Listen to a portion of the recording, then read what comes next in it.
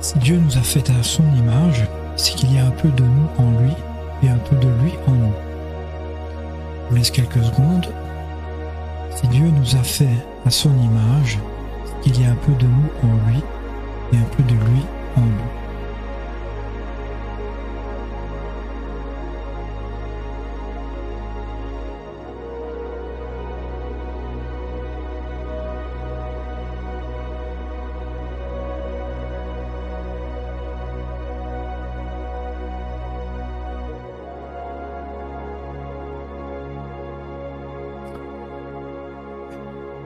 Alors, je fais référence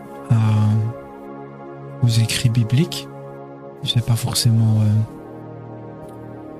Je considère pas que, ce qui me concerne, que Dieu soit le vieux barbu, hein, comme les représentations moyenâgeuses, etc. Même nous laisser croire, nous laisser penser, en référence à Jésus entre autres, mais genre qui pourrait ressembler aussi un peu au Père Noël, hein, Dieu. Mais j'aime quand même bien le fait. J'aime bien l'idée qu'il nous ait fait entre guillemets à son image.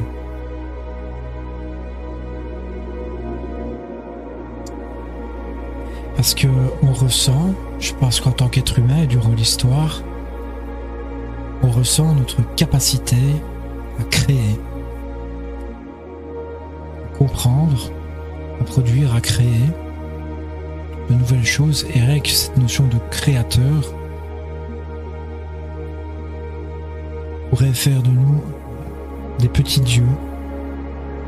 Et on ne cesse jamais, depuis la nuit des temps, l'homme n'a pas cessé de créer. Ça a commencé avec des outils, un toit, une maison, de quoi améliorer son confort, etc. Mais il crée, attention, à la différence de Dieu, je pense que on ne crée pas, en un claquement de doigts, hop, ça apparaît. Nous, on transforme en fait, on change, on transforme ce qui est déjà à notre disposition dans la nature. On ne crée pas de nouvelles choses de façon tout à fait authentique, si je ne me trompe pas. Rien de ce que l'on voit n'est apparu, n'est apparu tout seul, c'est évident, mais même tout ce qui est électronique et informatique viennent d'éléments naturels, de base. Les éléments chimiques, tous les éléments compris dans le tableau de Mendeleïev, tous les éléments chimiques qui composent l'univers, c'est tout ça qui nous entoure et nous compose. Et c'est ça que Dieu a créé. Il a créé, je ne sais plus combien il y en a. Voilà les instruments de Dieu, les éléments chimiques du tableau de Mendeleïev.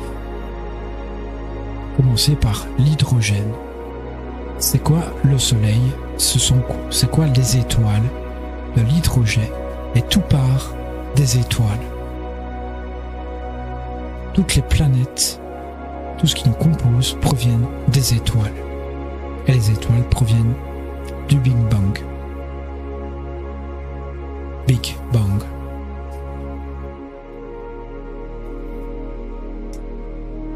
Ouais.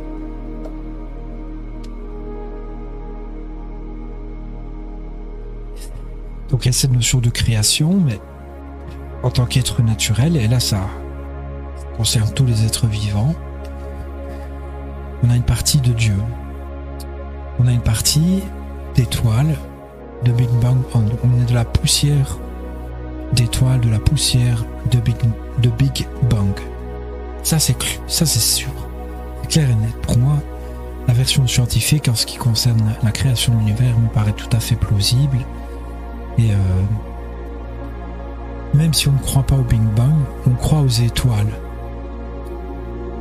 Et on est de la poussière d'étoiles. De par l'hydrogène, l'étoile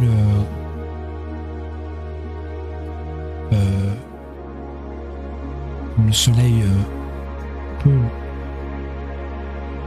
combuste l'hydrogène qui crée de un ou deux éléments, je crois que c'est du fer,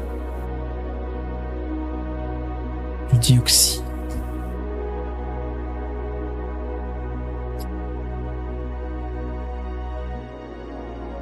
Un ou deux éléments que le soleil produit en plus d'être de l'hydrogène, et ces éléments-là produisent tout le reste.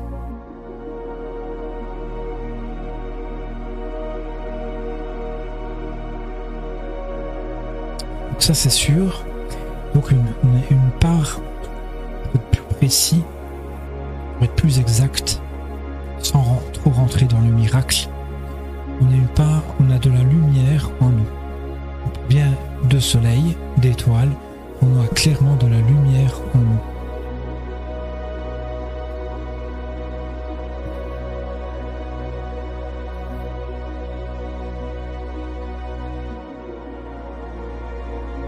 Et on pourrait croire une forme de divinité, et là on rentre plus dans la spiritualité en considérant que l'âme, c'est une partie de Dieu.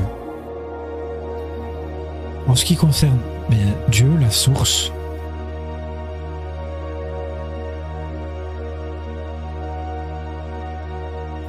on fait partie de lui, et il est une partie de nous. Tout ce que l'on voit de vivant, les animaux, les végétaux, les minéraux, les minéraux c'est existant, c'est pas vivant, et les êtres humains sont une représentation de Dieu.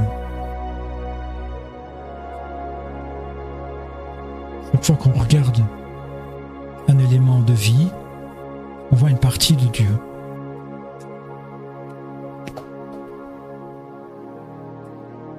Dieu omniprésent, omnipotent, omniscient, il est partout, en nous et autour de nous. Et à la fois rien de tout ça. À la fois tout et rien de ce qui compose l'univers. C'est la dimension transcendante, au même titre que notre âme. Notre âme, elle est à la fois tout et rien de ce qui nous compose. C'est la dimension transcendante. En deçà. Ni supérieur ni inférieur de ce que nous sommes, l'âme, en deçà.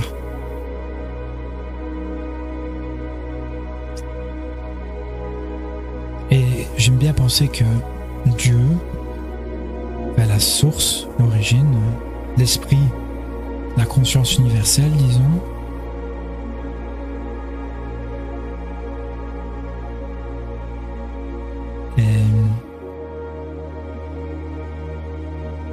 est l'âme de l'univers. C'est la conscience de l'univers, l'âme de l'univers.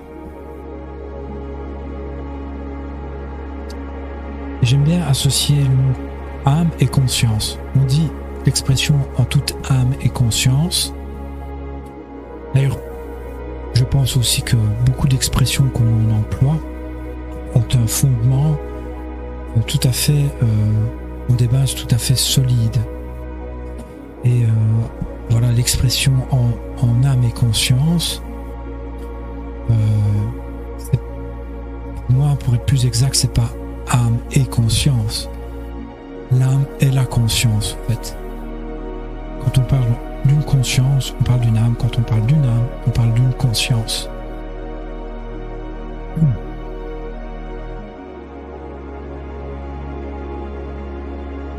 Et alors ici, voilà, pour terminer peut-être, je vous ai mis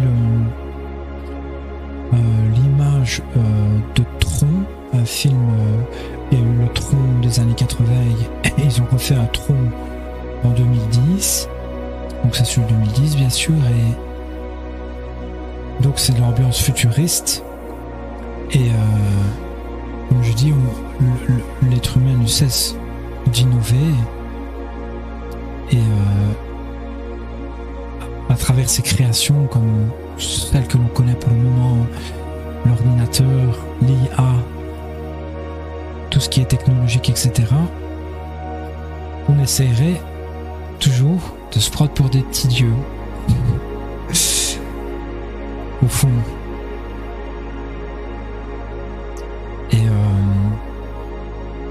Et ici, l'image laisse supposer que il y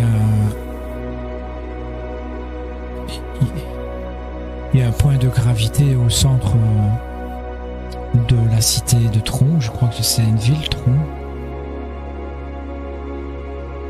Ou peut-être simplement le centre que l'on voit qui se dresse en phallus et qui pique, et je pense qu'il produit une forme de petite énergie au bout du tronc. Voilà. Parce que c'est ça le tronc, en fait. Faudrait que je regarde le film. Je crois que j'ai jamais vu. Et de par la technologie, on arriverait à beaucoup de choses, je pense, ouais.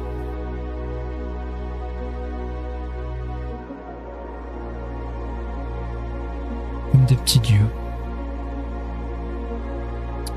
Je pense que c'est tout.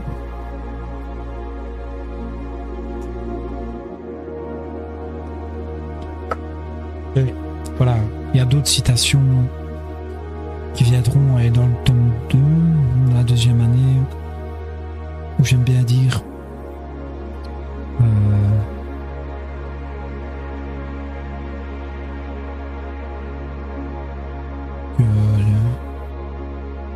qu'il est responsable de nos fautes, puisqu'il fait partie de nous, Dieu.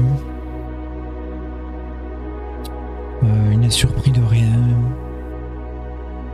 Il a les mêmes faiblesses que nous, puisqu'il fait partie de nous, etc.